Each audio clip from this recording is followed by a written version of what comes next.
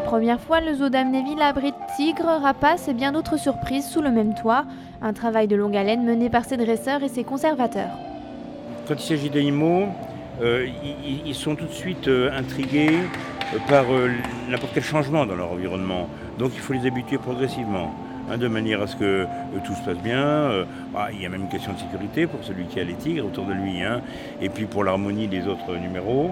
Et puis de manière générale avec les animaux, il ne faut jamais se précipiter, il faut toujours prendre son temps. Bienvenue à l'école de la patience. L'objectif des dresseurs consiste à se rapprocher au maximum de chaque animal. Chez les tigres, l'abord reste délicat car l'homme est une proie de choix. Rémi, le dresseur, a trouvé une méthode douce pour se faire accepter malgré leur fort caractère. C'est vraiment ce qui prend le plus de temps. C'est que les animaux aient une totale confiance en moi et à partir de ce moment-là, du coup, ça peut me permettre de leur apprendre des exercices et de les côtoyer vraiment en toute complicité. Donc, chaque animal, du coup, a ses propres limites, a ses propres espaces qui évoluent avec le temps aussi. Par exemple, il y a des animaux, il va falloir un petit peu plus de distance, d'autres on va arriver à une proximité immédiate, mais après avec le temps on réduit quasiment toutes les distances. Entrer dans une relation de respect mutuel avec la faune, c'est le message que le zoo veut faire passer à travers ce spectacle.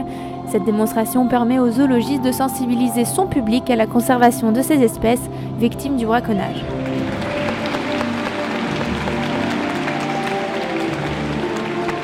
Le simple fait de voir les animaux, de les voir en action, c'est en soi déjà pédagogique. Je crois que c'est Nicolas Hulot qui disait le respect passe par l'émerveillement.